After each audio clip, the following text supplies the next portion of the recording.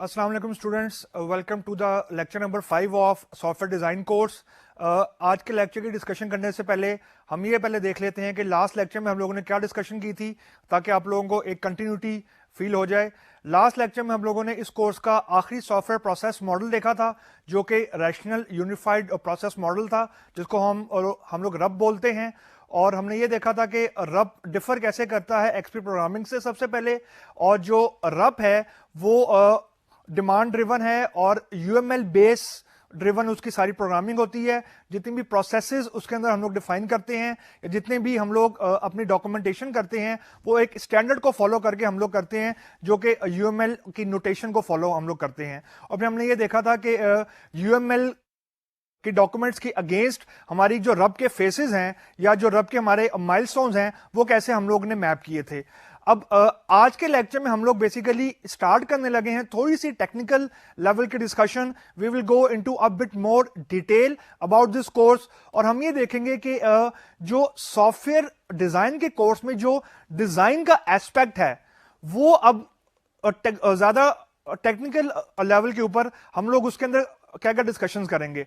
अब technical discussion करने से पहले I would like to discuss little layman story which is obviously non technical. इसका सॉफ्टवेयर डिजाइन से कोई ताल्लुक नहीं है, लेकिन इसका डिजाइन से सिर्फ ताल्लुक है। अब ये जो यूएसए के अंदर दो जो रेल्स हैं, जो दो रेल्स के दरमियान का जो फासला है, वो होता है तकरीबन 4 फीट एंड 8.5 इंचेस। अब जो ये जो फिगर है, ये बड़ी ऑड लगती है कि 8.5 इंचेस क्यों है। अब जिन लोगों ने यूएसए के अंदर रेल का निजाम बनाया था, वो लोग बिलोंग करते थे इंग्लैंड से। Basically they were expatriate of England. अब जो इंग्लैंड के अंदर जो रेल के का जो निजाम है, they have the gauge of the same parameter, that is 4 feet and 8.5 centimetre. उन्हीं लोगों ने यूएसए का रेल का निजाम भी डिजाइन किया था। अब जो एक्सपैट्रिएट थे, जो इंग्लैंड के थे, उन्होंने डिजाइन तो किया था यूके की जो रेल का सिस्टम है। अब जो यूके का रेल का सिस्टम था, वो उन लोगों ने डिजाइन किया था जिन्होंने जो कि ट्रामवे हम जिसको बोलते हैं, यानी सड़क के ऊपर जो हम लोग की ट्रेन चल रही होती है, उसको ट्रामवे बोलते हैं। अब जो ट्राम होती है, it is just like a rail, लेकिन फर्क सिर्फ ये होता है कि जो रेल होती है वो आप सामने अंडरग्राउंड चल रही होती है, और जो हमारी जो ट्राम होती है, वो लोग आम सड़क के ऊपर चल रही होती है। अब जो ट्राम थी, उसके जो दो ट्राम्स के दरमियान जो फासला था, जो रेल्स के दरमियान जो फासला था, वो भी 4 फीट और 8.5 सेंटीमीटर था। उन्हीं लोगों ने यूके के अंदर रेल सिस्टम का डिजाइन सारा बनाया था। अब जो जिन लोगों ने ट्राम डिजाइन की थी, अगला सवाल ये बनता है कि उन्होंने ये 4 फीट और 8.5 जो इंचेस है, ये दो रेल के दरमियान फासला क्यों रखा था। जो रेल की जो पटरियां जिसको हम लोग बोलते हैं, वो इन्होंने ये फासला क्यों रखा था। वो इसलिए रखा था कि जो पहली सड़क बनी थी between which is connecting the different cities of Europe, उस सड़क का जो स्टैंडर्ड जो डिस्टेंस था, जो स्टैंडर्ड मेजरमेंट था, वो था 4 फीट एंड 8.5 इंचेस। अब जो उस जमाने में गाड़ियां डिजाइन की गई थी, जिन्होंने उस सड़क के ऊपर चलना था, उस गाड़ियों के जो दो व्हील थे, दो व्हील के दरमियान जो फासला था, वो भी था 4 फीट एंड 8.5 इंचेस। अब जो वो गाड़ियां थी, they were specifically design for the roads of the Europe. अब उन्हीं लोगों ने यूरोप की सड़कें भी बनाई थी, और उन्हीं लोगों में से कुछ लोगों ने गाड़ियों के दरमियान की जो गाड़ियों की डिजाइनिंग का एस्पेक्ट था, जो व्हील की स्पेसिंग का एस्पेक्ट था, वो भी उनमें से कुछ वही लोग थे जिन्होंने रेल मतलब जो सड़क का जो डिजाइनिंग थी, उसमें भी काम किया था, और जो एक गाड़ी के दो पहियों के दरमियान का फासला होता है, उसके ऊपर भी उन्होंने काम किया था। तो दे हैव द सेम मेजरमेंट।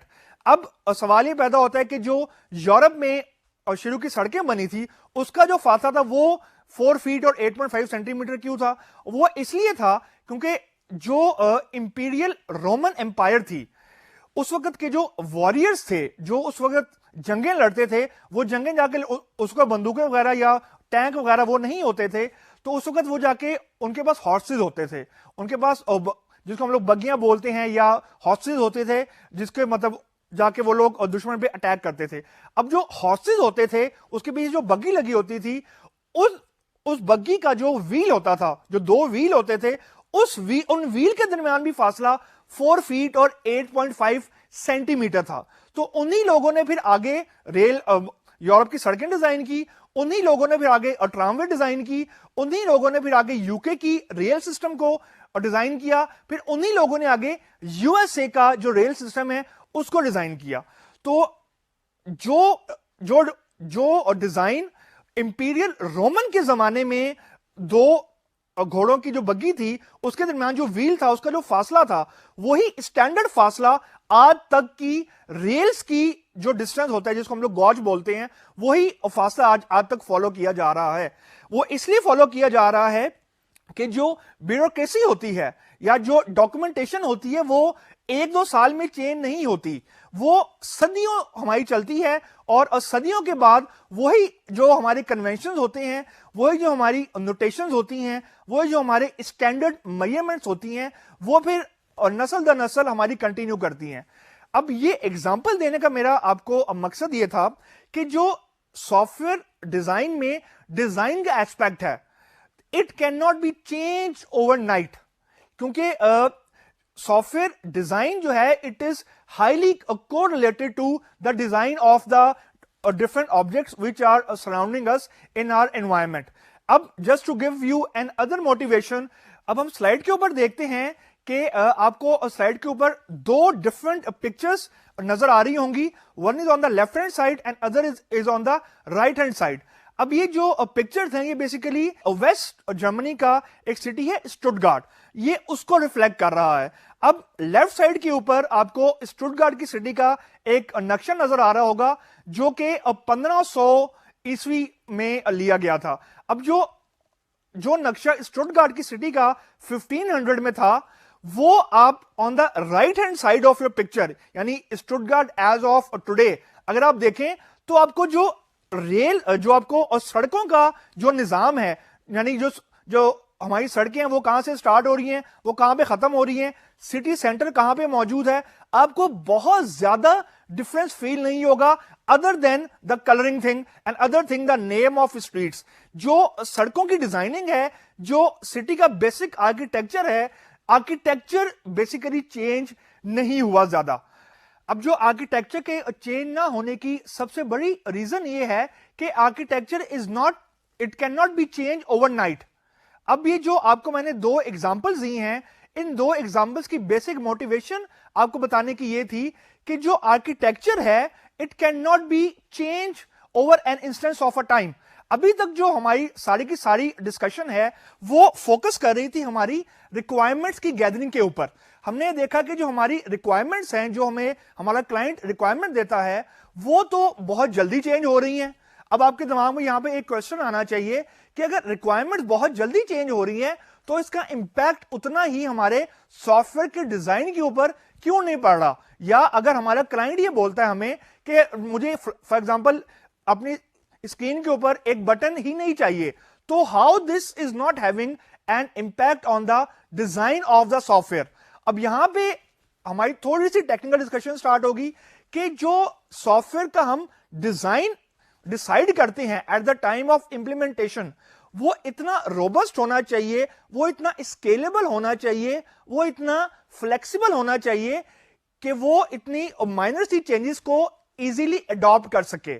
जो बिल्डिंग ब्लॉक है हमारा बेसिकली सॉफ्टवेयर की ब्लूप्रिंट का या जो उसके आर्किटेक्चर का है, it can not be change. वो इतना इम्यून होना चाहिए चेंजेस को। मैं ये नहीं बोल रहा कि 100% वो इतना फ्लेक्सिबल हो कि वो सारी की सारी चेंजेस को अडॉप्ट कर ले, और ना ही जो चेंजेस होती हैं वो 100% चेंज होती हैं। कुछ परसेंट चेंज होती हैं, लेकिन we have to manage that and we have to design, we should have such a design of a software that it should be scalable, वो हैंडल कर ले इन माइनर सी चेंजेस को।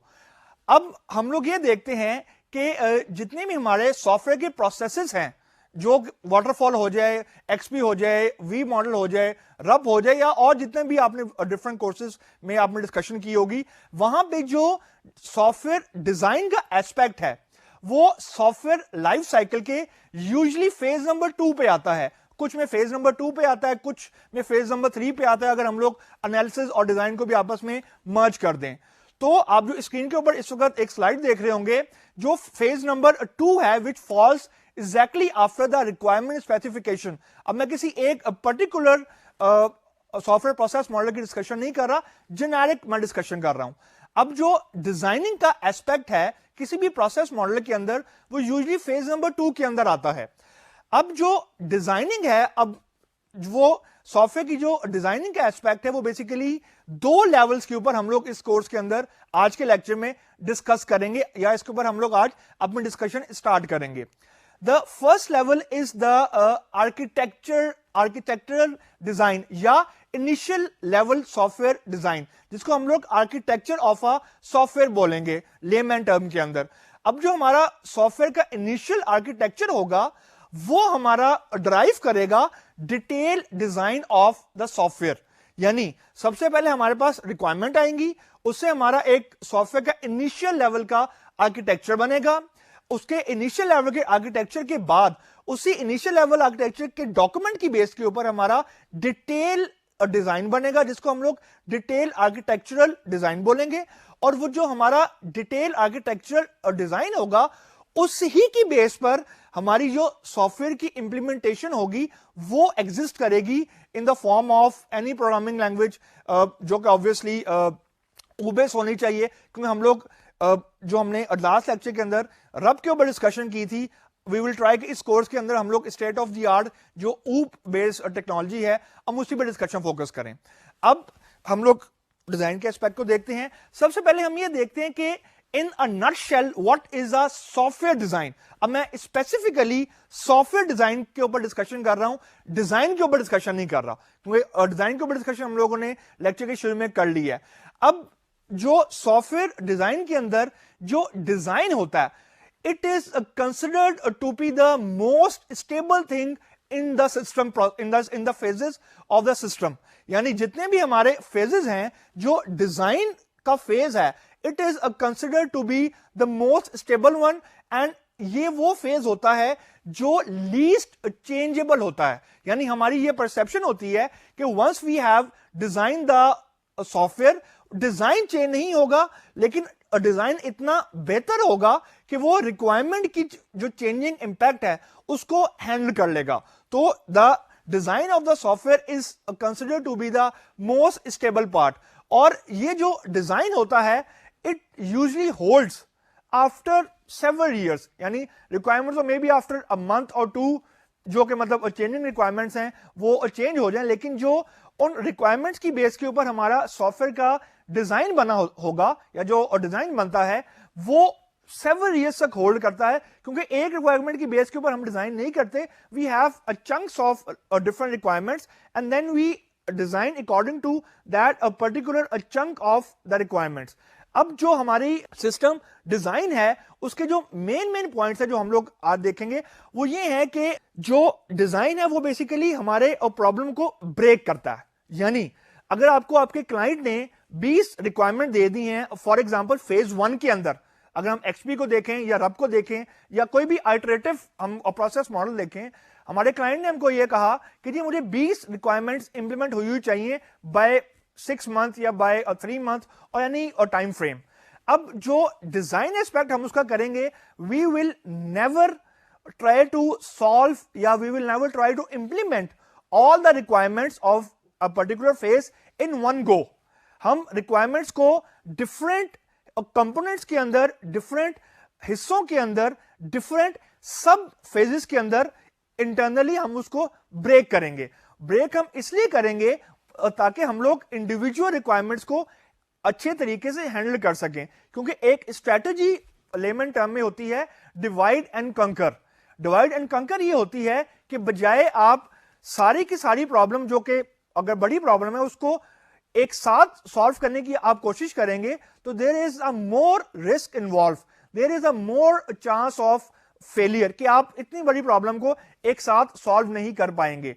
और अब जो सिस्टम या सॉफ्टवेयर डिजाइन है, वो बेसिकली आपकी बड़ी प्रॉब्लम की जो यानी जो रिक्वायरमेंट्स हैं, उनको डिफरेंट स्मॉलर सब सेट्स के अंदर या स्मॉलर फेजेस के अंदर ले डाउन कर देता है। यानी हाई लेवल के ऊपर हम उसके बिल्डिंग ब्लॉक्स आइडेंटिफाई करना शुरू करते हैं कि एक ब्लॉक के अंदर रिक्वायरमेंट्स कौन सी होंगी, दूसरे ब्लॉक के अंदर रिक्वायरमेंट कौन सी होंगी, ताकि हमारे पास मल्टीपल ब्लॉक्स आ जाएं और फिर हम उन मल्टीपल ब्लॉक्स को इंडिविजुअली हैंडल करें, इंप्लीमेंटेशन लेवल के ऊपर, मेंटेनेंस लेवल के ऊपर, डिप्लॉयमेंट लेवल के ऊपर और प्रोडक्शन लेवल के ऊपर, ताकि जो हमारा क्लाइंट है अगर वो किसी एक पर्टिकुलर ब्लॉक की प्रॉब्लम को आइडेंटिफाई करे तो हमारे जो बाकी बिल्डिंग ब्लॉक्स हैं वो डिस्टर्ब ना हो। अब जो हमने ब्लॉक्स को डिफाइन करना है या जो हमने ब्लॉक्स की आइडेंटिफिकेशन करनी है वो हमने इस तरीके की करनी है कि they should have a least change impact on the other building blocks of the same design of the same phase given on the basis of the requirements given by the client to the technical team।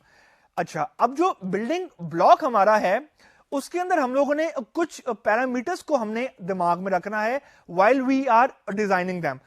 अब जो building blocks को define करते वक्त सबसे पहला जो concept आपने दिमाग में रखना है वो आपने ये दिमाग में रखना है कि you should be able to only identify those problems, या आप उन चीजों को हैंडल कर रहे हो कि जो हमारी स्पेसिफिक रिक्वायरमेंट की बेस के ऊपर है। मतलब मेरा कहने का ये है कि here you will handle the what to do aspect, यानी आपने करना क्या है। हाउ टू डू वाला जो एस्पेक्ट है वो आपने अभी हैंडल नहीं करना। इससे मेरी मुराद ये है कि आपने भी जब आपने अपने सिस्टम के बिल्डिंग ब्लॉक्स बनाने हैं उस वक्त आपने सिर्फ ये देखना है कि आपने एक पर्टिकुलर रिक्वायरमेंट से अचीव क्या करना है। अब उसको जो कि सॉफ्टवेयर प्रोग्रामर होता है या जो भी टेक्निकल लोग होते हैं उनके अंदर बिल्ट इन एक इशू होता है कि they directly jump to the implementation part. वो ये सोचना शुरू कर देते हैं कि मैं अगर इसको जावा में इंप्लीमेंट करूंगा तो इसकी कितनी क्लासेस बनेंगी, मैं इसको वीबी में इसकी इंप्लीमेंटेशन करूंगा तो इसकी इतनी क्लासेस बनेंगी। They directly jump to the how component of the software architecture a part which is a wrong thing. इस पूरी चीज को हम लोग बोलते हैं एब्स्ट्रैक्शन। अब एब्स्ट्रैक्शन में ऊप बेस्ड एब्स्ट्रैक्शन की डिस्कशन नहीं कर रहा, मैं किसी लैंग्वेज बेस्ड एब्स्ट्रैक्शन की डिस्कशन नहीं कर रहा, मैं सॉफ्टवेयर डिजाइन के एस्पेक्ट के अंदर एब्स्ट्रैक्शन की डिस्कशन कर रहा हूं। एब्स्ट्रैक्शन बेसिकली हमें यह कहता है कि you should focus on what to do, not on how it is going to be implemented. जो हाउ वाला एस्पेक्ट है वो हमारी इंप्लीमेंटेशन का एस्पेक्ट है, जो हम इस कोर्स के अंदर लेटर लेक्चर्स में हम लोग उसकी डिस्कशन करेंगे। तो हमने अभी सिर्फ व्हाट वाला एस्पेक्ट देखना है, नॉट हाउ वाला एस्पेक्ट। अब आपको स्क्रीन के ऊपर एक स्लाइड नजर आ रही होगी जिसमें आपको ये मेजरमेंट करने में आसानी होगी कि what a good design leads to and what a bad design can lead to. जो राइट साइड पे आपके पिक्चर है उसमें आपको एक मैसअप नजर आ रहा होगा, यानी हमने कुछ रिक्वायरमेंट्स की बेस पे इंप्लीमेंटेशन की, उस इंप्लीमेंटेशन के बाद हमने उसकी टेस्टिंग की और फिर हम उसकी मेंटेनेंस के यानी सॉफ्टवेयर के मेंटेनेंस के पार्ट के ऊपर आ गए हैं। अब यहां पे आपको क्लाउड्स यहां पे नजर आ रहे होंगे। अब ये जो क्लाउड्स हैं ये बेसिकली कंफ्यूजन को रिफ्लेक्ट कर रहे हैं या ये ओवरहेड को रिफ्लेक्ट कर रहे हैं, क्योंकि एक बात याद रखें, सॉफ्टवेयर की डेवलपमेंट फॉर एग्जांपल अगर एक साल में हो रही है जो कि पर्टिकुलर रिक्वायरमेंट्स की बेस के ऊपर है, लेकिन जो डिजाइनिंग का एस्पेक्ट है it will start showing up in the maintenance phase. यानी आपने यूजर को सॉफ्टवेयर बना के दे भी दिया, यूजर सॉफ्टवेयर को रन भी कर रहा है, लेकिन यूजर तो सॉफ्टवेयर को रन कर रहा है, बैक एंड के ऊपर एक मेंटेनेंस की टीम बैठी हुई है who is continuously monitoring the execution aspect of the software. अब जो लेफ्ट हैंड साइड के ऊपर आपको पिक्चर नजर आ रही है इसी स्लाइड के ऊपर, उसके अंदर आपको ये नजर आ रहा है कि we have a certain stable design, then we have a certain stable or standard implementation of that particular design, and then we have a certain established SOPs for the testing mechanism। अब जब आपका इतना mature किस्म का architecture होगा तो उसकी जो मेंटेनेंस की कॉस्ट है या जो मेंटेनेंस की फटीग है जो हमारी मेंटेनेंस टीम को मेंटेन करनी है वो बहुत कम है, यानी वो एक आपको स्टेबल नजर आ रही है as compared to the picture on the right hand side which just reflect the the confusion, यानी उसमें आपको एक मेस नजर आ रहा होगा। तो बेसिकली अगर आपका स्टेबल डिजाइन है, अगर आपका बेहतर डिजाइन है, it will lead to a stable maintenance aspect. क्योंकि सॉफ्टवेयर की मैं दोनों फाइनेंशियल एस्पेक्ट से भी बात करना चाहूंगा और टेक्निकल एस्पेक्ट से भी बात करना चाहूंगा। जितनी भी बड़ी बड़ी कंपनीज हैं आजकल, पाकिस्तान में हो, यूएसए में हो, यूके में हो, ऑस्ट्रेलिया में हो, उनका रेवेन्यू का एक बहुत बड़ा सोर्स सॉफ्टवेयर की मेंटेनेंस से आता है। क्योंकि सॉफ्टवेयर की डेवलपमेंट तो साल में खत्म हो गई, 2 साल में खत्म हो गई, लेकिन मेंटेनेंस को हम लोग कहते हैं it's a never ending affair, वो कभी खत्म नहीं होता। वो जब तक कंपनी मौजूद है, वो सॉफ्टवेयर की मेंटेनेंस होती रहेगी and the company will pay for the maintenance. बहुत सारी कंपनीज पाकिस्तान के अंदर मेंटेनेंस बेस्ड प्रोजेक्ट कर रही होती हैं, they don't even have the software development based project. Reason कि रेवेन्यू उनका फिक्स आ रहा होता है ईयरली बेसिस के ऊपर और विद सर्टेन इंक्रीमेंट, और वो उनको ये पता होता है कि जब तक ये कंपनी मौजूद है ये रेवेन्यू आता रहेगा, तो they certainly have a certain sense of security. अब टेक्निकल एस्पेक्ट से बात करें कि अगर हमारा डिजाइन स्टेबल नहीं है तो आपको ज्यादा रिसोर्स इनपुट करने पड़ेंगे, ज्यादा आपको टेक्निकल एक्सपर्टीज चाहिए होंगी, ज्यादा आपको स्पेसिफिक टूल्स चाहिए होंगे।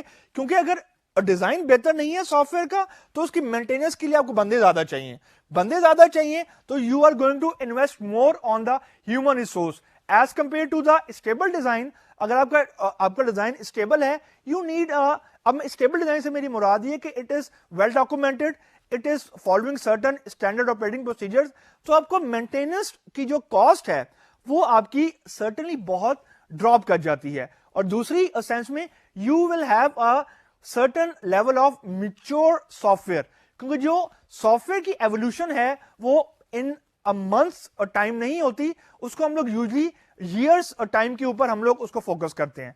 अब इसके ऊपर कि जो सॉफ्टवेयर की इंपॉर्टेंस है, अब हम ये देखते हैं कि जब हम सॉफ्टवेयर डिजाइन करते हैं या जो सॉफ्टवेयर का आर्किटेक्चर हम लोग बनाने की कोशिश करेंगे, तो उसके अंदर कौन कौन सी एक्टिविटीज इन्वॉल्व होती हैं और कौन कौन सी हम लोग फेजेस हम लोग करेंगे। अब मैं स्पेसिफिकली सॉफ्टवेयर डिजाइन की बात कर रहा हूं कि एक्टिविटीज कौन कौन सी इन्वॉल्व होती हैं टू डिजाइन अ सॉफ्टवेयर। सबसे पहली जो एक्टिविटी है उसको हम लोग बोलते हैं डिजाइन का aspect. It is a process of defining the architectural components, यानी हाई लेवल के ऊपर हम अपने कंपोनेंट्स को आइडेंटिफाई करते हैं, हम उनको डिफाइन करते हैं, हम उनकी इंटरेक्शन को आइडेंटिफाई करते हैं, और जो हमारा जो कंपोनेंट्स हैं उनकी जितनी भी कैरेक्टरिस्टिक्स हैं, यानी वो अगर किसी और मॉड्यूल से इंटरफेस कर रहा है, उसकी मतलब इनसाइड आउट है, आउटसाइड इन है, या वो इंटरनली उसका क्या मैकेनिज्म है, ये हम लोग एक हाई लेवल के ऊपर ये आइडेंटिफिकेशन करते हैं। And this is known to be the first activity of the design phase. अब यहां पर मैं ये थोड़ा स्ट्रेस करना चाहूंगा कि आपको ना ये डेफिनेशन याद करनी है, ना neither you need to cram this concept. हम आगे आज ही के लेक्चर के अंदर ये सारी एक्टिविटीज की बेस के ऊपर हम एक एक्सरसाइज करेंगे, उसके अंदर हम लोग 2-3 रियल टाइम प्रॉब्लम्स करेंगे, उसमें यही चीजें आपको प्रैक्टिकली भी करने को मिल जाएंगी और देखने को मिल जाएंगी। तो आपको रट्टा लगाने की जरूरत नहीं है, you should just try to understand the concept कि हम लोग क्या क्या करेंगे। अभी ये ना सोचें कि कैसे होगा, और ये भी मत सोचें कि मैं इसको याद नहीं कर पाऊंगा या याद नहीं कर पाऊंगी तो एग्जाम में how will I reproduce it. You don't need to reproduce anything in the exam, just need to focus on the concept. Now the first activity is the designing activity. The next following activity is the architectural design. अब जो architectural design होता है उसमें हम सिर्फ software के components तो identify करते ही करते हैं, लेकिन along with the software components we will also try to include here the hardware aspect. अब जब हम हार्डवेयर एस्पेक्ट को यहां पे इन्वॉल्व करेंगे तो इसका मतलब यह है कि हमारा जो पर्टिकुलर सॉफ्टवेयर है उसको रन करने के लिए what sort of hardware we need, या हमें किस तरह की मशीन्स चाहिए हैं जो हमारी समझे नॉन फंक्शनल रिक्वायरमेंट तो नहीं है, लेकिन ये वो वाली रिक्वायरमेंट्स हैं which will make our design more stable, it will give us a more stable version of our design. अब जो हमारा the collection of hardware aspect and the software aspect या software components, they basically form up the framework. अब जो framework है ये सुनने में बहुत मुश्किल लगता है, लेकिन it's a very easy term. Framework का मतलब ये होता है कि there are multiple stake holders into the system and the multiple stake holders are communicating with each other. We need to establish a protocol of the communication between the different stakeholders or the different components involved in the architecture. इसको basically framework बोलते हैं। अब इसको अगर हम लोग implementation level के ऊपर ले जाएंगे तो हम लोग इसको किसी प्रोग्रामिंग फ्रेमवर्क से बात कर सकते हैं। अगर हम इसको सिर्फ डिजाइनिंग एस्पेक्ट में रखेंगे तो ये डिजाइनिंग का फ्रेमवर्क होगा कि डिफरेंट कंपोनेंट्स हैं, हार्डवेयर के कंपोनेंट्स भी हैं, सॉफ्टवेयर के कंपोनेंट्स भी हैं, and the way they are communicating with each other, basically it will establish a framework. अब ये क्योंकि हमारी एक्टिविटी नंबर 2 है, इस एक्टिविटी की जो आउटपुट होगी वो बेसिकली एक एस्टैब्लिश फ्रेमवर्क होगी, जिसके अंदर हमारा प्रीवियस डिजाइन है वो भी होगा और इसके अंदर हमारा हार्डवेयर की इंटरेक्शन भी होगी हमारी सॉफ्टवेयर के कंपोनेंट्स के साथ। मतलब हम लोग बेसिकली इंटरफेसेस को आइडेंटिफाई करेंगे। Here I would like to stress कि जब मैंने इंटरफेस का वर्ड यूज किया है, I don't mean the concept of interface in Java or the concept of interface in any particular implementation language. यहां पे इंटरफेस से मेरी मुराद ये है कि जो दो हमने कंपोनेंट्स डिफाइन किए या जितने भी मल्टीपल हमने कंपोनेंट्स डिफाइन किए हैं, how they are going to interact with each other. अब जो कंपोनेंट्स की इंटरेक्शन है, on the face of it seems very easy and very simple task, लेकिन जब हम इसी डिजाइन को रेप्लिकेट करेंगे या इसी डिजाइन को हम लोग ट्रांसलेट करेंगे इनटू इट्स इंप्लीमेंटेशन इक्विवेलेंट, तो फिर हमें ये चीजें आइडेंटिफाई करनी पड़ेंगी कि दो कंपोनेंट्स आपस में किस रूल के तहत बात करेंगे, किस प्रोटोकॉल के तहत बात करेंगे, या यूं कहना चाहिए किस एस्टैब्लिश्ड फ्रेमवर्क के तहत बात करेंगे। तो ये हमें बेसिकली इंटरफेस के जरिए आइडेंटिफाई करना पड़ेगा कि वो किस मैकेनिज्म के थ्रू आपस में कम्युनिकेशन करेंगे। अब जो हमारा प्रिलिमिनरी डिजाइन है उसके अंदर हम एक दो एस्पेक्ट और भी कंसिडर करते हैं। एक एस्पेक्ट जो होता है क्रिटिकल, वो होता है साइजिंग का, यानी हमारा जो कंपोनेंट है वो इतना बड़ा भी नहीं होना चाहिए कि वो बहुत ज्यादा रिक्वायरमेंट्स को अपने अंदर गैदर कर ले या बहुत ज्यादा रिक्वायरमेंट्स को इंप्लीमेंटेशन फेज में लेके जाने की कोशिश करे। तो the sizing aspect has to be very concrete and the sizing aspect is needed to be taken care of. और जो तीसरा एस्पेक्ट है वो है हमारी एस्टिमेशन ऑफ इट्स इंप्लीमेंटेशन, यानी जो हमारा एक कंपोनेंट है उसकी जब हमने एस्टिमेशन करनी है, एफर्ट एस्टिमेशन करनी है, the time it need for the implementation, वो भी हमें प्रिलिमिनरी डिजाइन में ही आइडेंटिफाई करना पड़ता है। अब ये 2-3 एस्पेक्ट देखने के बाद in the preliminary design, now we will go to the last level of the the last level of the software designing activity, and that activity is known as the development of detail design. अब जो detail design है वो basically drive हमारा architectural या जो हमारा preliminary design है उससे ही ड्राइव करता है, लेकिन उसके अंदर कुछ और ज्यादा हम लोग इंप्लीमेंटेशन लेवल की डिटेल इंकलकेट करने की कोशिश करते हैं। अब इंप्लीमेंटेशन लेवल डिटेल इंकलकेट करने की कोशिश से मेरी मुराद ये है कि now we will try to establish कि जब इस डिजाइन ने ट्रांसलेट होना है इनटू द सॉफ्टवेयर कोड, तो उस वक्त हमें और क्या क्या एडिशनल चीजें हमें यहां पे रिक्वायर होंगी। अब एडिशनल चीजों में मेरी मुराद फॉर एग्जांपल ये है कि जो मैंने अपनी क्लासेस आइडेंटिफाई की हैं उसमें मेरी जो क्लासेस के दरमियान इंटरेक्शन है वो क्या है, क्या वो इनहेरिटेंस है, क्या वो एसोसिएशन है, या मेरी जो डाटा टाइप्स हैं वो उनकी जो इधर दे आर प्रोटेक्टेड, वो प्राइवेट हैं या पब्लिक है। मतलब इस लेवल की डिटेल मुझे अब डिटेल डिजाइन के अंदर इनकलकेट करना है। अब हम लोग इस लेवल के ऊपर शुरू कर देंगे, क्योंकि this phase is the last activity या this phase is the last phase before the implementation. तो हमें कुछ इंप्लीमेंटेशन लेवल की चीजें भी यहां पे अब आइडेंटिफाई करना शुरू कर देनी है, क्योंकि अब जो इस फेज की आउटपुट होगी वो हम अपनी अब इंप्लीमेंटेशन या जो हमारे प्रोग्रामर्स हैं उनको हम ये डिजाइनिंग का जो डॉक्यूमेंट है वो हैंड ओवर करेंगे and they will certainly need more things just rather than the blueprint of the designing aspect. अब ये 3 लेवल की हमने एक्टिविटीज देखी हैं जो कि हमारी सॉफ्टवेयर डिजाइनिंग के एस्पेक्ट के अंदर हम लोग देखते हैं. अब हम लोग एक ये देख लेते हैं कि ओवरऑल हमारी कितनी एक्टिविटी है. सबसे पहली एक्टिविटी हमारी ये है कि we have to decompose the system into its hierarchical equivalent, यानी हम सॉफ्टवेयर को ब्रेक करें ताकि हम लोग इंडिविजुअली या एक एक करके हम अपने सॉफ्टवेयर कोड को हैंडल करें. नंबर 2 हमारी एक्टिविटी है कि हम अपने कंपोनेंट्स को हम डिजाइन करें and assign them to an independently executable subsystem. तीसरी एक्टिविटी हमारी ये है कि we should be able to establish the interfaces और the relationships between the components. मतलब जो हम आर्किटेक्चर बनाने की कोशिश कर रहे हैं, आर्किटेक्चर के अंदर we should be able to identify the communication aspect of the components. अब ये 4 एक्टिविटीज बेसिकली हम लोग परफॉर्म करते हैं अपने सॉफ्टवेयर डिजाइन के अंदर. अब इसके बाद हम लोग ये देख लेते हैं कि जो सॉफ्टवेयर आर्किटेक्चर है उसकी बेसिकली डेफिनेशन क्या बनती है एज पर सर्टेन स्टैंडर्ड्स. अब जो सॉफ्टवेयर आर्किटेक्चर है, it is basically a program which will having the external visibility of the requirements, यानी वो हमारा आर्किटेक्चर होगा वो रिक्वायरमेंट्स को शो कर रहा होगा. we won't have such a architecture जिसके अगेंस्ट हमें यही ना समझ लगे कि ये किन रिक्वायरमेंट्स की बेस पर आर्किटेक्चर बना है और जो इसकी कैरेक्टरिस्टिक्स होंगे या जो इसके फीचर्स होंगे, there will be some sort of coherence between them.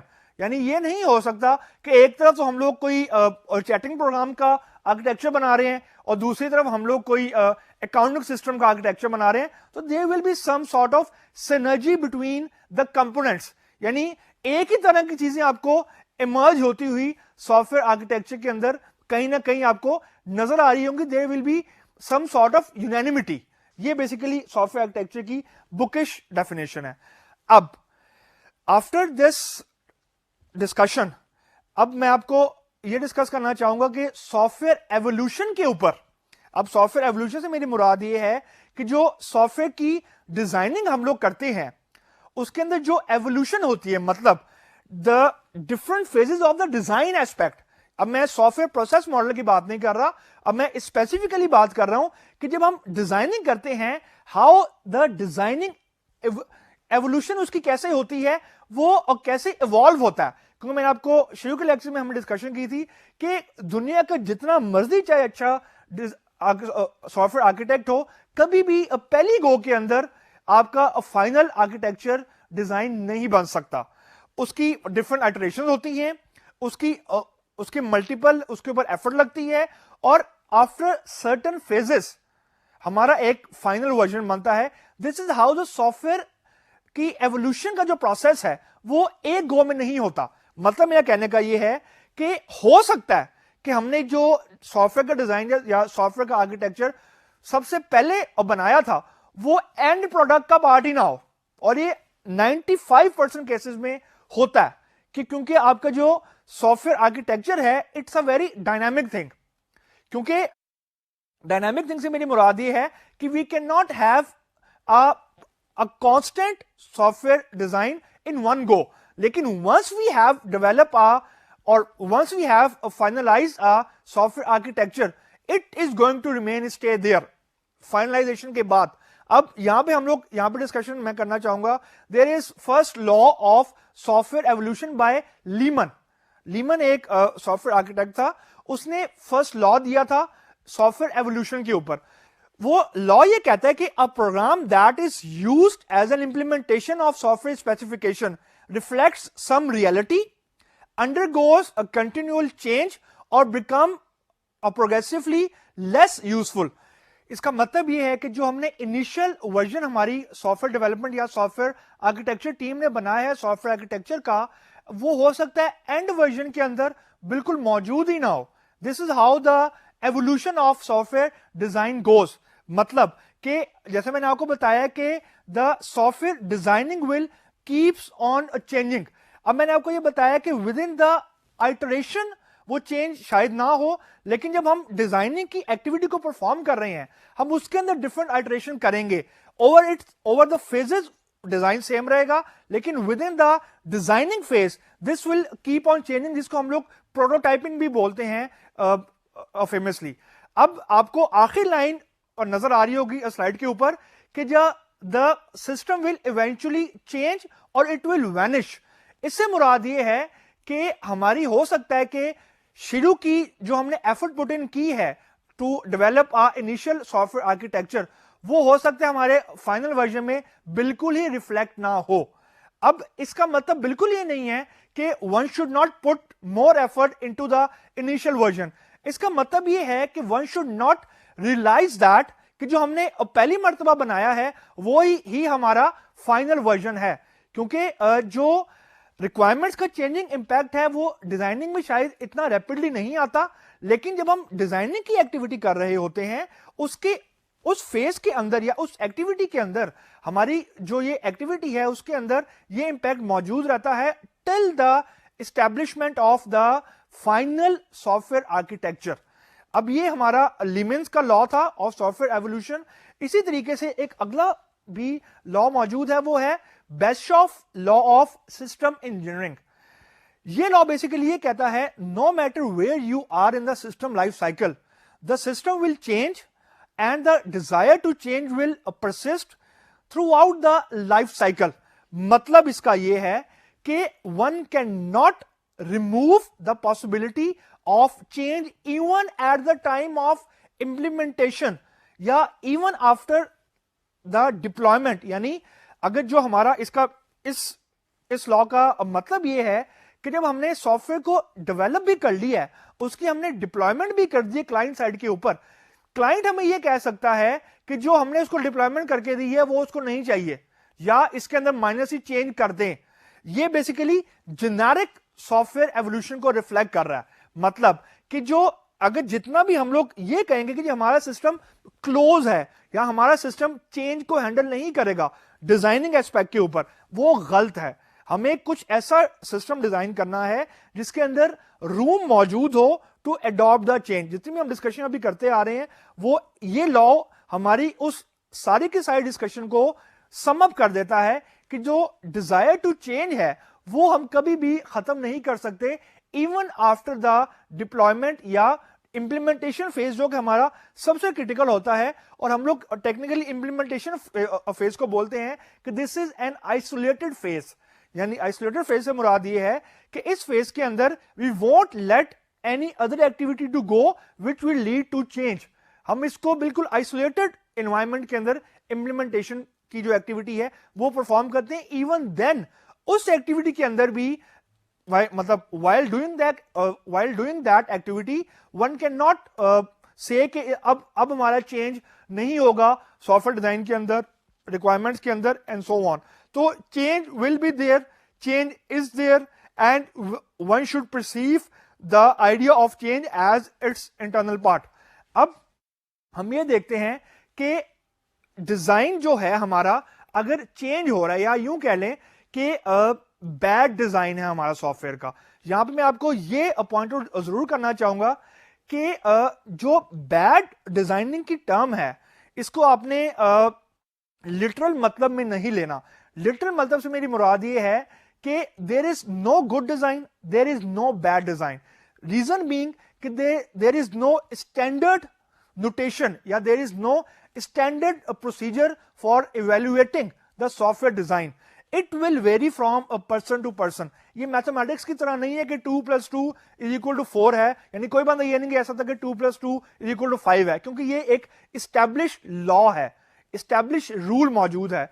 Software की इंडस्ट्री के अंदर ये एक बहुत बड़ा बॉटलनेक है कि we don't have fixed and established laws, rules मौजूद नहीं है। जैसे हम लोग प्रीवियसली लेक्चर में देखते आए हैं कि we have certain best practices.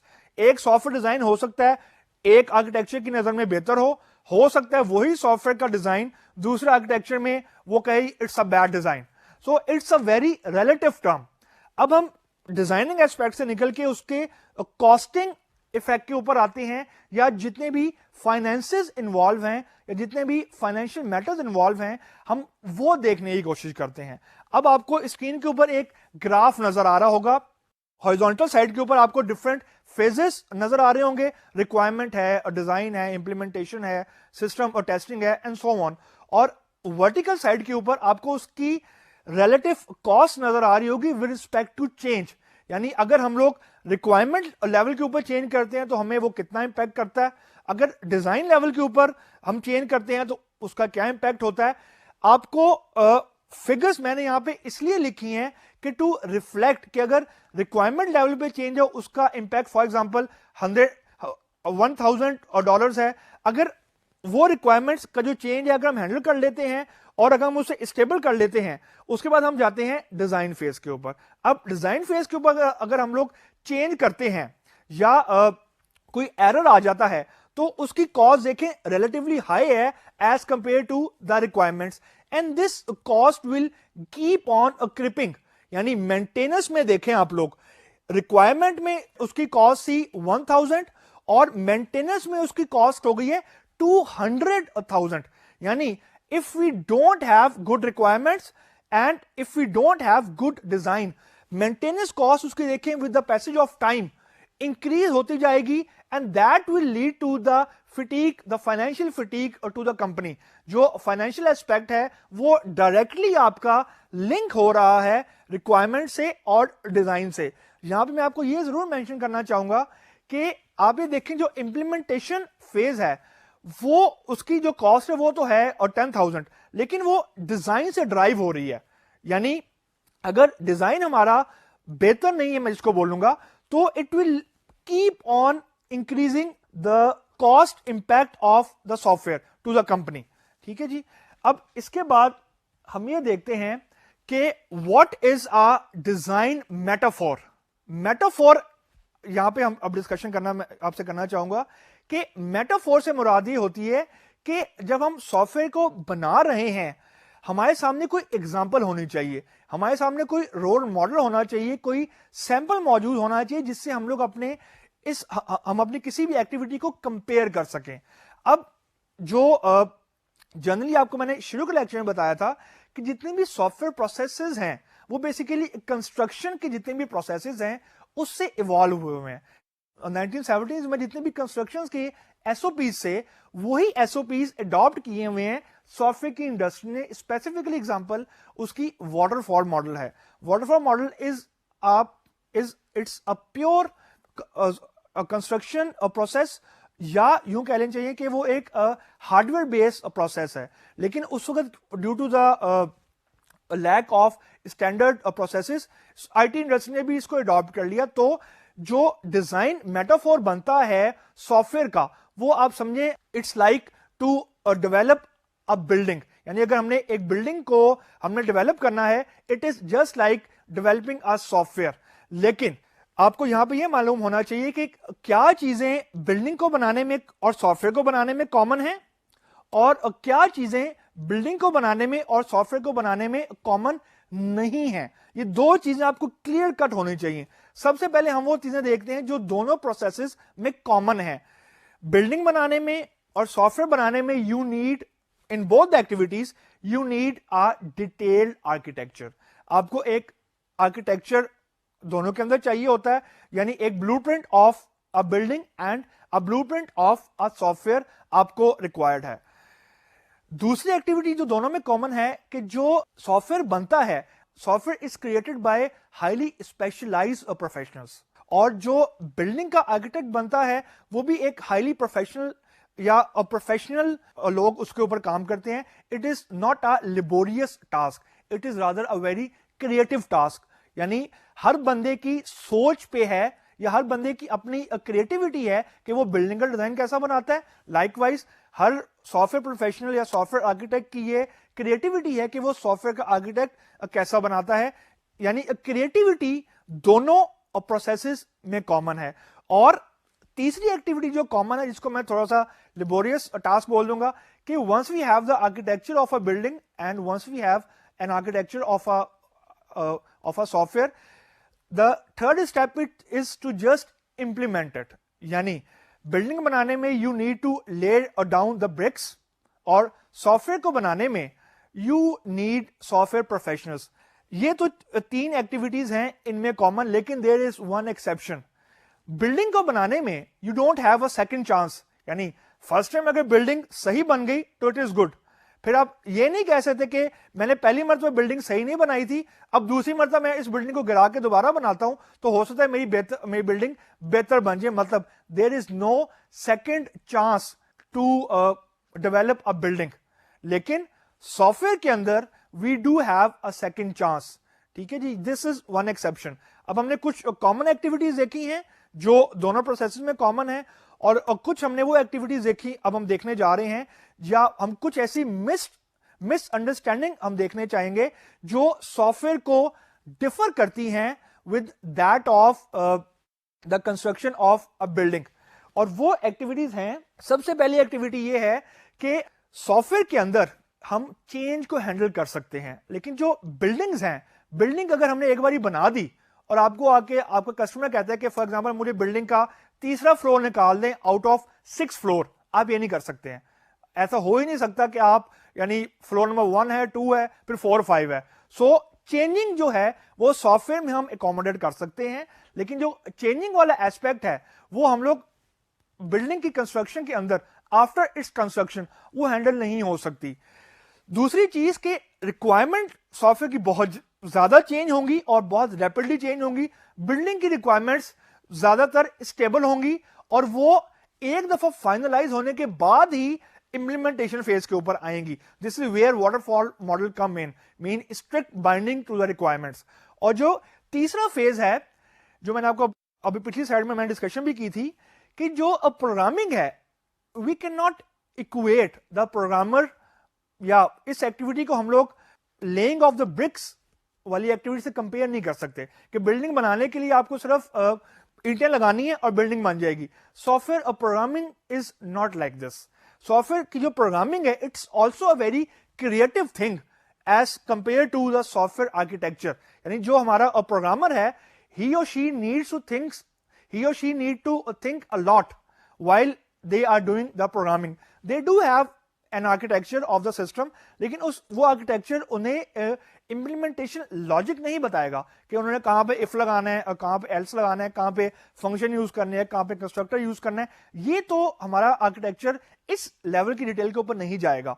तो this is a point where the both of the software development and the building construction, ये फर्क है। और आखिरी पॉइंट ये है कि जो बिल्डिंग हमने एक बारी बना दी, फॉर एग्जांपल हमने बिल्डिंग ए बनाई और हमारा एक क्लाइंट आता है, वो ये कहता है कि मुझे इसी बिल्डिंग का रेप्लिका बना दो।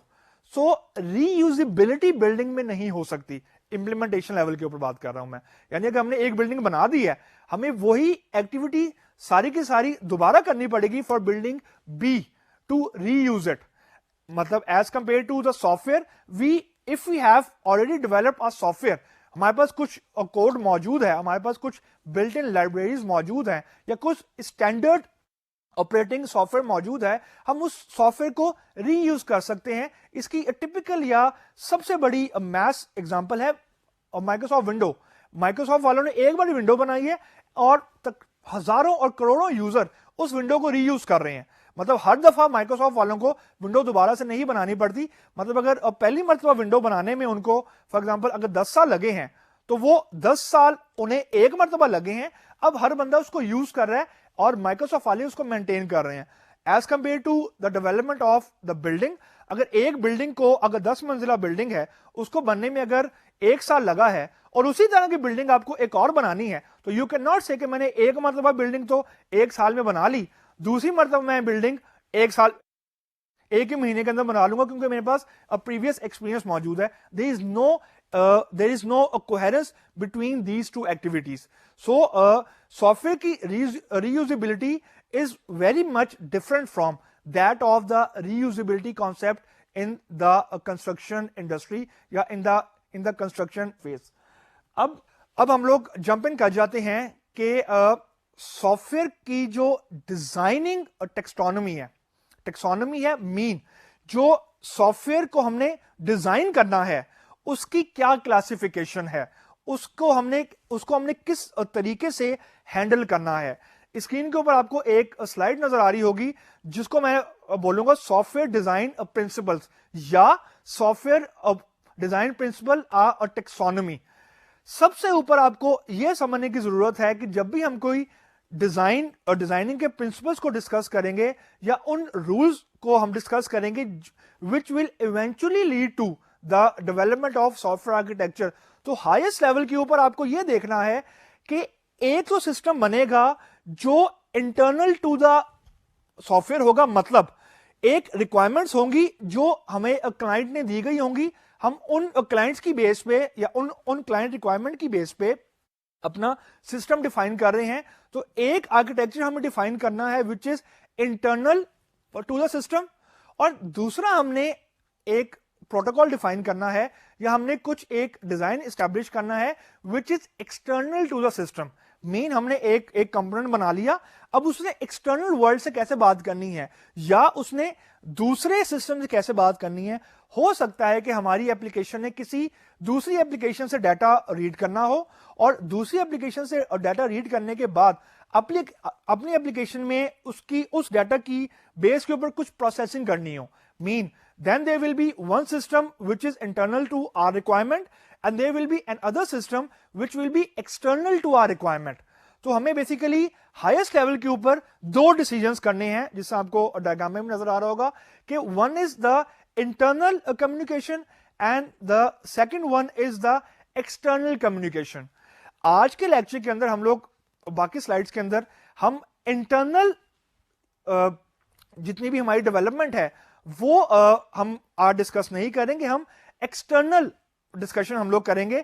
यानी कि जब हमने सॉफ्टवेयर को डेवलप करना है उस वक्त हमने कौन कौन से पैरामीटर्स को या उस वक्त हमारे पास कौन कौन से रूल्स हमारे पास मौजूद हैं जो कि हमें हेल्प करेंगे to develop an architecture of a software.